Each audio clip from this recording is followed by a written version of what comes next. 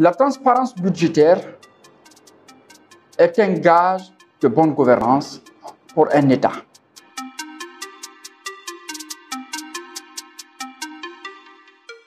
La transparence budgétaire, c'est ce processus qui permet au gouvernement de faire participer les entités non étatiques dans la prise de décision budgétaire.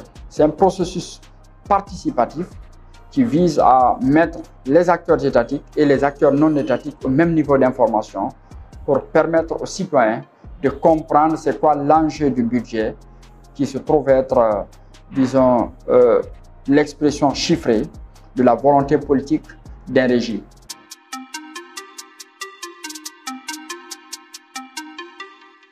Les organisations de la société civile et les médias constituent, disons, la croix de transmission de l'information publique des décideurs au haut niveau aux citoyens à la base.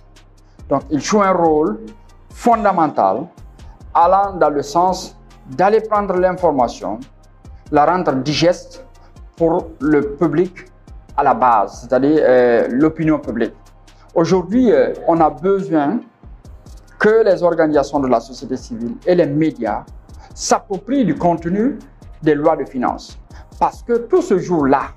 Donc, le citoyen peut accéder à cette information pour qu'il sache réellement est-ce que la volonté politique exprimée par les autorités publiques est en train de se matérialiser dans les actes à travers le budget. Et qui peut faciliter cela? C'est les médias et les organisations de la société civile.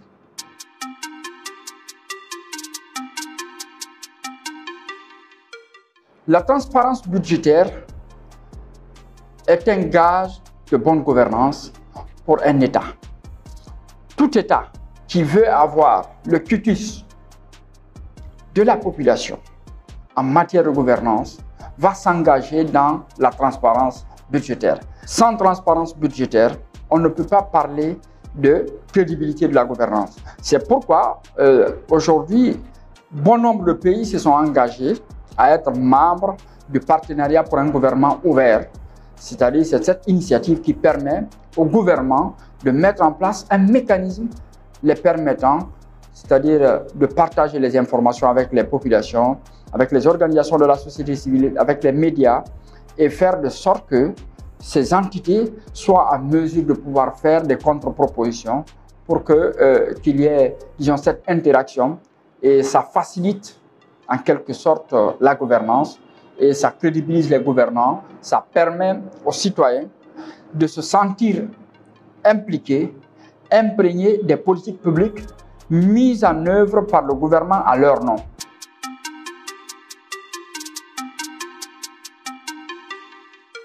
Il est intéressant aujourd'hui, primordial d'ailleurs pour la Guinée, de faire de sorte que les citoyens s'intéressent au budget parce que la vie au quotidien des citoyens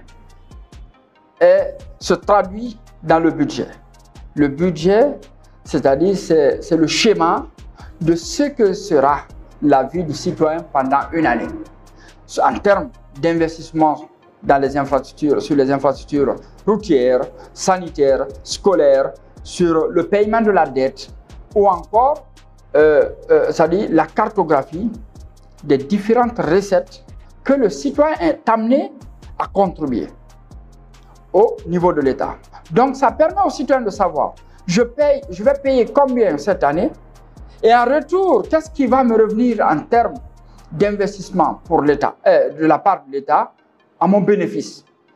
Alors ce processus permettra aux citoyens de pouvoir comprendre réellement ce que le gouvernement qu'il a élu lors des échéances électorales est en train de faire. Avec l'implication du citoyen, on fait de sorte que le citoyen ne soit pas un consommateur des politiques publiques, mais plutôt un co-concepteur des politiques publiques, mais co-exécutant également des politiques publiques à travers ses remarques, ses critiques et ses suggestions à l'endroit des pouvoirs publics.